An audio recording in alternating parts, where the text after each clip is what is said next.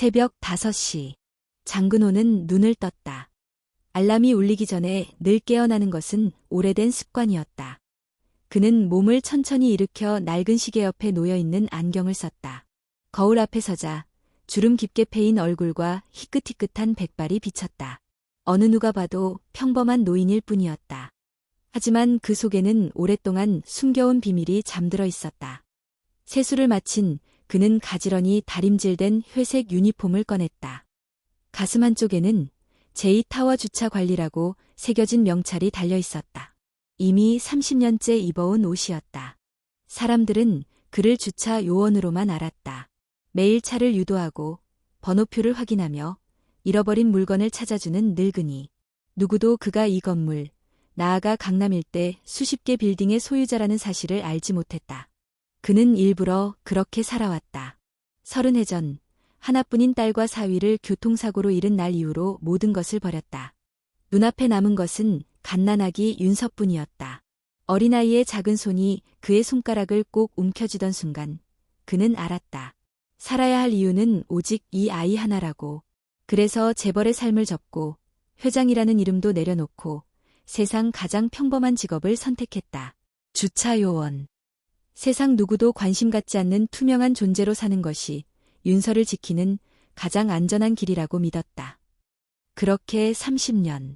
이제 윤서는 25살이 되었고 또래 누구보다 단단하고 곱게 자라났다. 학교를 장학금으로 다니고 작은 회사에 취직해 묵묵히 일하며 늘 할아버지를 먼저 챙기는 아이였다. 오늘은 특별한 날이었다. 윤서가 드디어 사랑하는 사람을 가족들에게 소개하는 날, 즉 상견례였다. 그는 평생 이 순간만을 기다려왔다. 손녀가 행복하게 웃으며 새로운 가정을 꾸릴 수 있기를, 그것이 늙은 인생의 마지막 소원이었다. 거울 앞에 선 그는 잠시 숨을 고르고 속삭였다. 오늘은 윤서의 날이다. 어떤 일이 있어도 윤서가 웃어야 한다. 주방으로 가 도시락을 챙기며 그는 오랫동안 준비해온 작은 상자를 꺼냈다. 흰 리본으로 곱게 포장된 상자 안에는 진주 목걸이가 들어있었다. 사실 그의 월급으로는 감당하기 힘든 값이었다. 하지만 그는 이미 결심했다. 손녀의 상견례에 빈손으로 갈 수는 없었다. 이 목걸이는 언젠가 딸에게 주려던 선물이었으나 결국 빛을 보지 못한 채 서랍 속에 묻혀 있었다. 오늘만큼은 윤서가 그 주인공이 되어야 했다. 지하철 안, 그는 정장을 입은 직장인들 사이에 서 있었다. 몇몇 젊은이가 자리를 양보하려 했지만 그는 고개를 저었다. 괜찮습니다. 고맙습니다. 사람들은 그를 노쇠한 노동자로 여겼다. 그러나 그는 오히려 그 시선이 편했다. 누구의 관심도 받지 않는 삶, 그것이 그가 택한 방식이었으니까. 강남역에서 내려 제2타워로 걸어가는 길. 주변은 고급 카페와 명품 매장으로 가득했다. 화려한 네온 사인, 반짝이는 쇼윈도우. 하지만 그는 그런 것에 눈길조차 주지 않았다. 대신 손에 쥔 작은 상자를 확인했다. 그 안에 담긴 것은 단순한 장신구가 아니었다. 수십 년 동안 이어온 사랑과 희생의 상징이었다.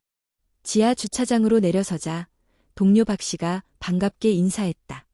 오늘은 일찍 오셨네요, 선배님. 응, 오늘은 좀 특별한 날이라서. 따님 상견례라고 하셨죠? 축하드립니다. 좋은 분이면 좋겠네요. 박 씨는 윤서를 그의 딸로 알고 있었다. 손녀라고 말하기에는 나이차가 너무 크기도 했고 굳이 설명할 필요도 없었다. 그는 그저 미소 지으며 고개를 끄덕였다. 고맙네. 좋은 사람이기를 바랄 뿐이지. 차량을 유도하고 주차권을 확인하며 늘 똑같은 일상이 이어졌다. 하지만 오늘은 마음이 자꾸만 다른 곳으로 향했다. 점심시간, 구석진 공간에서 도시락을 펼친 그는 윤서의 사진을 꺼냈다. 졸업식 날 학사모를 쓴 채 환하게 웃는 얼굴. 사진을 쓰다듬으며 혼잣말했다. 윤서야, 미안하다. 할아버지가 더 좋은 걸 해주지 못해서. 그래도 넌 누구보다 잘 자랐구나. 내가 내 자랑이다. 그의 눈가가 젖어들었다. 하지만 곧 고개를 들어 다짐했다. 오늘만큼은 눈물을 보일 수 없다. 윤서 앞에서 그는 언제나 든든한 버팀목이어야 했다. 퇴근 무렵 그는 평소보다 조금 일찍 자리를 떴다. 백화점에 들러 포장된 목걸이를 다시 확인했다. 점원이 건넨 쇼핑백을 꼭 쥐며 그는 오랜만에 설레는 감정을 느꼈다. 집에 돌아가자 윤서는 이미 화장을 마치고 원피스를 입고 있었다. 고운 자태에 그는 순간 말을 잃었다. 우리 윤서, 정말 예쁘다. 윤서는 수줍게 웃으며 대답했다. 할아버지가 예쁘다고 하시니 다행이에요. 근데 너무 긴장돼요. 그는 목걸이 상자를 내밀었다. 이거 받아라. 상견례 선물이다. 빈손으로 갈 수는 없지 않니? 윤서는 놀란 눈으로 상자를 열었다. 할아버지, 이거 너무 비싼 거 아니에요? 우리 윤서한테는 이것도 부족하다. 당당하게 가거라. 윤서는 눈물을 글썽이며 그에게 안겼다. 고마워요. 할아버지, 정말 고마워요. 그는 그 순간 마음속으로 기도했다. 제발 오늘 만날 사람들이 좋은 사람들이기를, 제발 손녀의 마음에 상처가 남지 않기를. 하지만 그는 아직 몰랐다. 몇 시간 후, 그가 평생 숨겨온 진짜 얼굴이 깨어나게 될 것이란 사실을. 청담동에 자리한 고급 한정식집. 붉은 단풍으로 장식된 현관을 지나자 정갈한 복도 끝에 예약된 방이 있었다. 낮은 목재 테이블과 한지 조명, 세심하게 배치된 꽃 장식까지 모두가 완벽했다. 윤서는 할아버지와 함께 문 앞에 섰다. 그의 손은 조금 떨리고 있었지만 눈빛만큼은 단단했다. 윤서는 그 떨림을 알아차리지 못한 채 긴장된 숨을 고르고 있었다. 문이 열리자 최영석과 아내 한지숙, 그리고 아들 최민준이 자리에서 일어섰다. 영석은 단정한 양복 차림에 정중한 미소를 지었고 민준은 다소 긴장된 얼굴로 윤서를 바라보았다. 한지숙은 세련된 옷차림과 진주 귀걸이로 고급스러운 분위기를 풍겼다. 어서 오세요. 최영석이 먼저 손을 내밀며 말했다. 저는 최영석입니다. 이쪽은 제 아내 한지숙이고요. 아들이 민준입니다. 장근호는 고개 숙여 인사했다. 처음 뵙겠습니다. 저는 윤서의 외할아버지 장근호입니다. 서로 자리에 앉자 긴장이 서서히 풀리는 듯 보였다. 한지숙은 예의 바르게 미소 지으며 말을 건넸다. 윤서 씨, 정말 예쁘고 단아하네요. 민준이가 왜 그렇게 좋다고 했는지 알겠어요. 윤서는 얼굴이 붉어지며 고개를 숙였다. 과찬이십니다. 부족한 게 많습니다. 영석은 따뜻하게 고개를 끄덕였다. 아닙니다. 이렇게 성실하고 밝은 모습이면 충분하지요. 장 어르신께서도 손녀를 훌륭히 키우셨습니다. 근호는 잠시 마음이 놓였다. 고맙습니다. 제가 한 일은 그저 지켜본 것뿐입니다. 음식이 차려지자 분위기는 한층 부드러워졌다. 계절 나물과 구절판, 정성스러운 한정식 상차림이 눈앞에 펼쳐졌다. 윤서는 조심스레 젓가락을 들며 감탄했다. 와, 정말 맛있어 보여요. 지숙은 미소 지으며 권했다. 많이 드세요. 여기는 제가 자주 오는 곳인데 음식이 참 좋아요. 처음 30분 동안 대화는 평범했다. 그러나 술잔이 한두 번 오가자 지숙의 표정이 서서히 달라졌다. 그녀는 자연스럽게 질문을 던졌다. 장 어르신께서는 지금 어떤 일을 하고 계세요? 근호는 잠시 망설였다. 그러나 숨길 이유는 없었다. 평생 손녀에게 부끄러운 적은 없었으니까. 저는 강남 제이타워에서 주차 관리 일을 하고 있습니다. 순간 공기가 멈춘 듯했다. 주차. 관리요원 말씀이십니까? 지숙의 목소리가 미묘하게 낮아졌다. 네, 차를 안내하고 관리하는 일을 하고 있습니다. 영석은 크게 개의치 않는 듯 담담하게 고개를 끄덕였지만 지숙의 얼굴에는 미묘한 빛이 스쳤다. 그녀는 잠시 말을 멈추더니 다시 물었다. 그럼 윤서 씨 부모님은 언제 뵐 수 있을까요? 윤서의 표정이 굳었다. 그녀는 조심스럽게 대답했다. 죄송합니다. 부모님은 제가 어릴 때 사고로 돌아가셨습니다. 그래서 할아버지와 함께 지내고 있어요. 지숙의 입가에서 얇은 한숨이 흘렀다. 아, 그렇군요. 그녀는 잠시 눈빛을 교환한 뒤 차가운 목소리로 민준을 불렀다.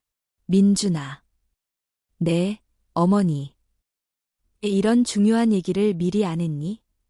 민준은 당황했다. 어머니, 그게 뭐가 중요합니까? 윤서가 어떤 사람인지가 더 중요하지 않습니까? 중요하지. 부모도 없고 주차관리원 할아버지 밑에서 자란 아이가 우리 집에 들어온다는 게 말이 된다고 생각하니? 윤서의 얼굴이 순식간에 창백해졌다. 그녀의 눈동자가 흔들리며 손이 떨리기 시작했다. 어머니, 제발, 민준이 애써 막으려 했지만 지숙은 멈추지 않았다. 민준아, 현실을 봐야지. 너는 대기업에 다니고 우리 집안도 어느 정도는 체면이 있는데 격이 맞지 않는 상대와 결혼한다는 게 말도 안 되는 일이지. 근호의 손이 주름진 무릎 위에서 꽉 쥐어졌다. 그는 침착하려 애썼다. 그러나 심장이 점점 세차게 뛰고 있었다. 부인, 지금 뭐라고 하셨습니까? 지숙은 차갑게 대꾸했다. 제가 거짓말을 했습니까? 결혼은 두 사람만의 문제가 아니잖아요. 집안이 맞아야 하는 겁니다. 윤서 씨는 아무리 봐도 우리와 격이 안 맞아요. 그 말은 칼날처럼 그의 가슴을 찔렀다. 윤서의 눈에서 눈물이 터져나왔다. 할아버지, 우리 그냥 가요. 그녀는 자리에서 벌떡 일어났다. 민준이 붙잡으려 했지만 지숙은 손을 내저었다. 그게 좋겠어요. 서로 상처받기 전에 끝내는 게. 근호는 자리에서 천천히 일어나 지숙을 똑바로 바라봤다. 그의 눈빛은 한순간 30년 전 강남을 호령하던 시절의 그것으로 변했다. 부인. 네. 진짜 격이 무엇인지 곧 알게 될 겁니다. 방안이 고요해졌다. 지숙은 순간적으로 당황했지만 이내 비웃듯 고개를 돌렸다. 근호는 더 이상 말을 잇지 않았다. 윤서의 어깨를 감싸며 조용히 말했다. 가자, 윤서야. 밖으로 나서자 차가운 가을 바람이 얼굴을 스쳤다. 택시 안에서 윤서는 울음을 참지 못했다. 할아버지, 죄송해요. 저 때문에 할아버지까지 그런 모욕을. 근호는 떨리는 손으로 손녀의 머리를 쓰다듬었다. 아니다. 윤서야. 잘못한 건 내가 아니다. 그러나 그의 눈빛은 이미 달라져 있었다. 30년 동안 묻어두었던 분노가 서서히 고개를 들고 있었다. 주차 요원 손녀는 격이 맞지 않는다. 그래, 이제 알게 될 것이다. 누가 진짜 격을 가진 사람인지. 그날 밤 집에 돌아온 그는 윤서를 달래 잠재운 후 오래도록 닫혀있던 작은 서재 문을 열었다. 먼지 쌓인 공기 속에서 낡은 금고가 모습을 드러냈다. 그는 떨리는 손으로 비밀번호를 눌렀다. 금고 문이 열리자 빛바랜 서류와 도장이 눈에 들어왔다. 강남 제2타워의 등기부, 청담 복합단지의 권리증서, 그리고 수십 개 건물의 소유권 문서들. 그는 낮게 중얼거렸다. 이제 때가 되었구나. 서재 한가운데 장근호는 금고 속 서류들을 하나하나 꺼내 책상 위에 펼쳐놓았다. 수십 년 동안 봉인해 두었던 과거가 눈앞에서 되살아났다. 제2타워, 청담 복합단지, 삼성동 오피스 빌딩, 압구정 아파트 단지. 그 이름들 하나하나가 서울의 지도 위에서 빛나는 점처럼 자리 잡고 있었다. 모두 그의 소유였다. 이제는 숨을 이유가 없다. 그는 낮게 중얼거렸다. 곧장 낡은 다이얼 전화를 들고 오래전부터 연락을 끊었던 이름을 눌렀다. 여보세요. 익숙한 목소리가 떨리며 들려왔다. 김비서, 나다. 잠시 정적이 흐른 뒤 상대방의 숨소리가 크게 흔들렸다. 회장님, 정말 회장님이십니까? 그래, 나다. 내일 아침 제2타워에서 보자. 준비해야 할 게 많다. 알겠습니다. 회장님. 전화를 끄는 그는 창밖으로 고개를 돌렸다. 저 멀리 강남의 불빛이 밤하늘을 수놓고 있었다. 수십 년 전 그 불빛 위에서 군림했던 시절이 있었다. 하지만 그는 모든 걸 버리고 평범한 노인으로 살아왔다. 그러나 오늘 누군가가 그의 손녀를 짓밟았다. 그것은 곧 그의 지난 삶 전체를 모욕한 것이나 다름없었다. 다음 날 새벽, 그는 주차 요원 유니폼 대신 검은 정장을 꺼내 입었다. 빛바랜 롤렉스 시계를 차고 넥타이를 매만지자 낯설지만 익숙한 얼굴이 거울 속에 나타났다. 강남을 움직이던 제2그룹의 창립자, 그 얼굴이었다. 제2타워 정문 앞. 수십 년 동안 지하 주차장으로만 드나들던 그가 처음으로 로비를 통과했다. 경비원들이 의아한 눈길을 보냈지만 그 누구도 그의 정체를 알아보지 못했다. 엘리베이터가 40층에 도착하자 문이 열리며 중년의 여인이 다가왔다. 회장님, 정말이십니까? 김 비서였다. 젊은 시절 그의 곁을 지키던 충직한 조수는 이제 백발이 성성한 노년의 여인이 되어 있었다. 그녀의 눈에 눈물이 맺혔다. 고생 많았어, 김 비서. 회장님이 돌아오시길 늘 기다렸습니다. 그는 회장실 문을 열었다. 먼지 한 톨 없이 관리된 방은 여전히 그날의 모습 그대로였다. 벽에 걸린 그림, 호화로운 가죽 의자, 유리창 너머로 보이는 강남의 풍경까지 오직 시간만이 흐른 듯했다. 김 비서는 두꺼운 서류철을 내밀었다. 어젯밤 급히 조사한 최영석 가족에 대한 자료입니다. 근호는 서류를 펼쳤다. 최영석, 55세, 중소기업 대표, 연매출 약 50억, 대출 20억 이상. 한지숙, 52세, 전업주부, 골프, 요가, 문화센터 활동, 다수 VIP 멤버십 보유. 최민준, 29세, 대기업 대리, 연봉 5천만 원, 주요 프로젝트 담당. 근호의 입가에 서늘한 미소가 번졌다. 재미있군. 김 비서, 여기서 특이한 점이 뭔지 보이나? 그들의 회사가 입주한 빌딩, 그들이 사는 아파트, 자주 다니는 골프장과 레스토랑, 모두 회장님 소유입니다. 맞다. 우연이 아니지. 결국 내 손바닥 위에서 살아온 것일 뿐. 그는 서류를 덮으며 명령했다. 첫 번째, 최영석 회사 임대료를 3배로 인상하라. 계약서에 조정 조항이 있을 것이다. 네, 확인하겠습니다. 두 번째, 그들이 사는 아파트, 재개발 통보를 보내라. 6개월 내에 이주하도록. 알겠습니다. 세 번째, 한지숙이 가진 모든 VIP 멤버십을 취소해라. 이유는 필요 없다. 정책 변경이라 하면 된다. 김 비서는 숨을 삼키며 고개를 끄덕였다. 회장님, 너무 빠른 조치가 아닐까요? 근호는 차갑게 답했다. 어젯밤 내 손녀가 어떻게 울었는지 알기나 하나. 이건 시작일 뿐이다. 그날 오후, 최영석은 사무실에서 팩스를 받고 경악했다. 제2타워 관리사무소에서 온 통보문이었다. 임대료가 다음 달부터 3배로 인상된다는 내용. 그는 관리사무소에 전화를 걸어 항의했지만 돌아온 답은 한결같았다. 건물주 지시에 따른 사항입니다. 알려드릴 수 있는 건 없습니다. 집에서는 또 다른 폭탄이 터졌다. 한지숙이 관리사무소로부터 재개발 통보를 받은 것이다.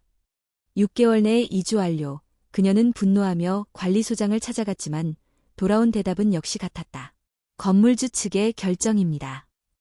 저녁이 되자 한지숙의 휴대폰은 연이어 울렸다. 골프장, 백화점, 레스토랑, 심지어 미용실까지 모두가 VIP 서비스를 중단한다는 통보였다. 그녀의 얼굴은 점점 새하얗게 질려갔다. 여보, 이게 무슨 일이야? 하루 만에 이런 일이 다 벌어질 수가 있어? 최영석은 답하지 못했다. 머릿속을 스쳐 지나가는 단 한 사람. 상결례에서 남긴 노인의 마지막 말. 진짜 격이 무엇인지 곧 알게 될 것이다. 같은 시각, 장근호는 회장실 창가에 서서 강남의 야경을 내려다보고 있었다. 수십 년 만에 다시 느껴지는 짜릿한 권력의 무게. 그러나 이번엔 단순한 권력이 아니었다. 손녀의 눈물을 갚아주기 위한 칼날이었다. 그는 중얼거렸다. 이제 시작일 뿐이다. 그들이 우리 윤서를 무시한 데가 반드시 치르게 될 것이다. 이틀 만에 모든 것이 무너졌다. 최영석의 회사는 임대료 폭등으로 심각한 타격을 입었고 대출 상환 계획이 전면 수정되었다. 중요한 계약이 취소되었고 직원들 사이에선 대표가 뭔가 잘못한 게 아니냐는 소문이 돌기 시작했다. 한지숙은 외출할 곳이 사라졌다. 매주 가던 골프장, 백화점, 문화센터, 심지어 미용실까지. 모든 곳에서 그녀의 VIP 자격이 사라졌다. 이유는 단 한마디였다. 시스템 정책 변경입니다. 그녀는 집안에서 소리를 질렀다. 이게 말이 돼? 내가 누구인데? 왜 나만 이런 수모를 겪어야 해? 하지만 아무리 항의해도 전화기 너머의 목소리는 정중하지만 단호했다. 죄송합니다. 고객님. 결정은 본사 방침에 따릅니다. 최민준도 직장에서 이상한 눈초리를 받기 시작했다. 그가 맡고 있던 프로젝트는 돌연 중단되었고 함께 일하던 거래처 담당자는 그와 연락을 끊었다. 팀장은 조심스럽게 말했다.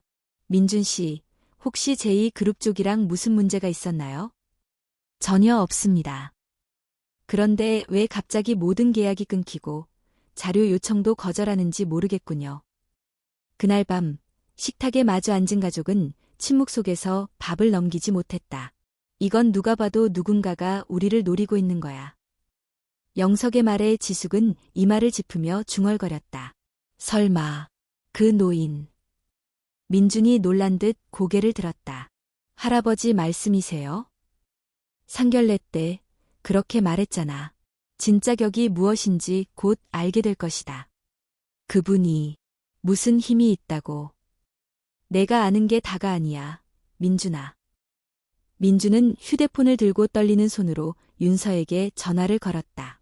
윤서야, 혹시 할아버지 요즘 뭐 하시는지 알아? 갑자기 왜 그런 걸 물어?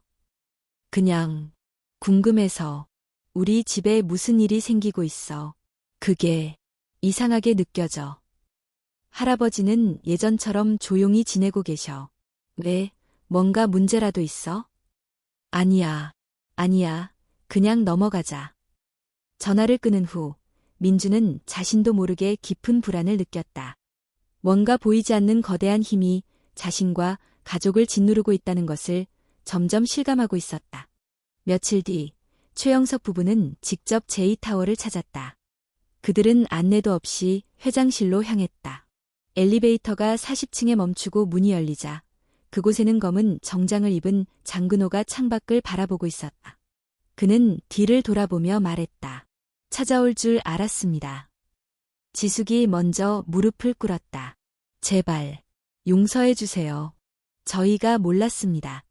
그런 분이실 줄은 정말 몰랐습니다. 영석도 무겁게 고개를 숙였다. 저희가 큰 실수를 했습니다. 아이들을 생각해서라도 한 번만 기회를 주십시오. 근호는 그들을 잠시 바라보다가 조용히 입을 열었다. 만약 내가 여전히 주차 요원이었다면 지금처럼 무릎 꿇으셨겠습니까? 두 사람은 아무 말도 하지 못했다. 그 침묵은 대답이었다. 그는 눈을 감고 깊게 숨을 내쉬었다. 그대들이 무릎 꿇는 건 나에게가 아니라 윤서에게 해야 할 일이오. 그 말에 지숙은 눈물을 흘리며 말했다. 윤서에게도 꼭 사과하겠습니다. 늦지 않기를 바랍니다. 그날 밤 윤서는 사무실에서 갑자기 의식을 잃고 쓰러졌다. 동료들이 놀라서 구급차를 불렀고 병원 응급실로 옮겨졌다. 검사 결과는 충격적이었다. 환자는 극심한 스트레스와 불안 증세를 보이고 있습니다. 과거의 외상 경험이 심리적으로 누적된 상태입니다. 심리적 트라우마로 인한 일시적 실신으로 보입니다. 의사는 덧붙였다. 환자분이 어릴 때 큰 사고를 겪으셨다죠. 최근의 정서적 충격이 그 기억을 자극했을 수 있습니다. 병실 한쪽, 근호는 아무 말 없이 앉아 있었다. 윤서의 창백한 얼굴을 바라보며 그의 손은 끝없이 떨렸다. 내가 잘못한 걸까? 그는 조용히 속삭였다. 내가 복수를 선택했기 때문에 윤서가 다시 아파진 걸까? 문을 두드리고 들어온 이는 심리상담사 이미영이었다. 병원에서 함께 근무하는 전문가로 윤서의 상태를 보고한 주치의가 추천한 인물이었다. 장 어르신, 윤서 씨를 위해 하시는 모든 일. 그 마음은 이해합니다. 하지만 때때로 우리가 사랑으로 감싸려 했던 것이 오히려 그 사람을 약하게 만들기도 해요. 내가 그 아이를 지키고 싶어서 모든 걸 포기했는데 결국 아픈 건 그 아이였군요. 진짜 회복은 아이 스스로 자기 삶을 감당할 수 있도록 도와주는 겁니다. 사랑도, 용서도, 책임도 모두 직접 선택하게 해야죠. 그의 눈가가 붉어졌다. 나는 이 아이가 다시는 울지 않게 하고 싶었을 뿐이요. 그럼 지금이라도 선택하세요. 윤서를 위해 어떤 끝을 만들 것인지. 그는 천천히 자리에서 일어났다. 창밖으로 보이는 밤하늘은 깊고 조용했다. 이제 그만할 때가 된 것 같소. 며칠 후 윤서는 병원 침대에서 조용히 눈을 떴다. 창밖엔 가을 햇살이 따뜻하게 내리쬐고 있었다. 곁에 앉아있던 장근호는 그 순간을 기다리고 있었던 듯 손녀의 손을 살며시 잡았다. 윤서야. 할아버지. 미안하다. 이 할아버지가 너를 지키고 싶다는 마음 하나로 또다시 널 힘들게 했구나. 윤서는 고개를 저었다. 아니에요. 할아버지 때문이 아니에요. 저도 마음속 깊이 두려웠던 것 같아요. 나 혼자라는 생각이 자꾸 날 무너지게 했어요. 근호는 윤서의 이마에 손을 얹었다. 이제는 더 이상 혼자가 아니야. 그리고 앞으로는 너도 너 자신을 더 믿어야 해. 며칠 후 장근호는 오래전 중단했던 계획 하나를 다시 꺼냈다. 바로 사회복지재단 설립이었다. 그는 자신의 이름을 걸지 않고 손녀의 이름을 따서 윤서재단을 만들기로 했다. 목적은 분명했다. 부모를 잃고 세상에 홀로 남은 아이들에게 삶의 기회를 주는 것. 윤서처럼, 자신처럼 상처를 딛고 일어설 수 있도록. 그는 기자회견도 준비했다. 평생 숨겨왔던 자신의 정체를 세상에 알리기로 결심했다. 김 비서는 마지막까지 조심스럽게 물었다. 정말 괜찮으시겠습니까? 이 모든 걸 공개하시면 조용한 삶으로는 돌아가기 어려우실 텐데요. 근호는 미소 지으며 대답했다. 이제는 숨을 이유도 두려울 이유도 없네. 내 인생에서 가장 자랑스러운 일이 무엇인지 말할 수 있는 날이 왔으니까. 그날 서울 중심의 한 대형 회의장에서 윤서재단 출범식이 열렸다. 전국 언론이 모였고 수많은 인사가 참석했다. 하지만 가장 주목받은 인물은 단연 장근호였다. 사람들은 놀라움과 경외심으로 그를 바라봤다. 수십 년 동안 누구도 알지 못했던 진짜 제이타워의 주인, 서울 강남 부동산의 그림자. 그는 단상에 올라 마이크 앞에 섰다. 저는 장근호입니다. 그리고 오늘까지 저는 스스로를 그저 주차 요원이라 불러왔습니다. 청중이자자한 속삭임이 흘렀다. 30년 전 저는 모든 것을 버렸습니다. 딸과 사위를 잃고 남은 건 어린 손녀 하나뿐이었죠. 그 아이를 지키기 위해 저는 강남의 중심에서 가장 투명한 존재가 되었습니다.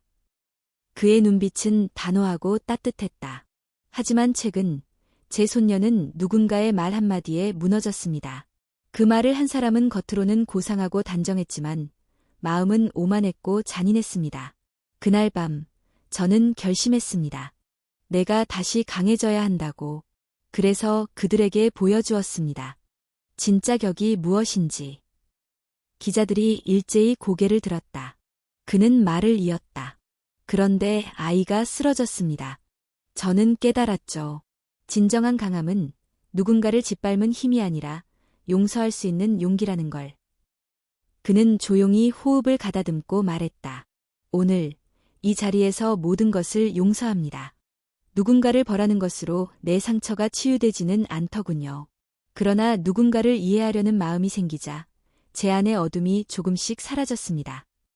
그의 마지막 말은 장내를 침묵으로 물들였다. 내가 가진 가장 큰 재산은 건물도 땅도 아닙니다. 내가 사랑한 사람을 위해 조용히 살아낸 시간, 그리고 그 시간 속에서 지켜낸 아이. 그것이 내 인생 최고의 업적입니다. 그 말에 박수갈채가 터져나왔다. 몇몇 사람들은 눈물을 훔쳤다. 며칠 후 한지숙은 약속대로 윤서를 찾아와 진심으로 사과했다. 윤서야, 미안하다. 나는 너무 겉모습만 보고 너를 판단했어. 널 사랑하는 그분이 어떤 삶을 살아왔는지 몰랐기에 정말 미안하다. 윤서는 천천히 고개를 끄덕이며 말했다. 저도 아직 부족하지만 이제는 제 길을 제가 선택하고 싶어요. 용서도 사랑도 제 방식대로. 민주는 윤서에게 다시 다가왔다. 윤서야, 널 위해서가 아니라 나 스스로 떳떳해지기 위해서 다시 시작하고 싶어. 윤서는 그 말을 듣고 미소 지었다. 우리 천천히 다시 알아가 보자. 그날 이후 장근호는 다시 제이타워 지하로 돌아갔다. 그러나 이번에는 주차 유니폼을 입지 않았다. 대신 간단한 셔츠 차림으로 직원들과 함께 커피를 나누고 엘리베이터 안에서 사람들과 눈을 맞추며 인사했다. 사람들은 이제 그를 회장님이라 부르지 않았다. 장 어르신이라고 존경의 뜻을 담아 불렀다. 어느 날 초등학생 한 명이 그에게 다가와 말했다. 할아버지, TV에서 봤어요. 진짜 멋졌어요. 그는 웃으며 대답했다. 그래, 너도 누군가를 위해 조용히 멋진 사람이 되면 좋겠다. 저녁이 되어 윤서와 민준이 함께 걸어오는 모습을 멀리서 바라보며 그는 속으로 중얼거렸다. 내가 살아온 시간이 헛되지 않았구나. 그는 더 이상 사람들의 시선을 두려워하지 않았다. 자신의 진짜 모습으로 살아가는 것이야말로 가장 값진 삶이라는 것을 이제는 알았다.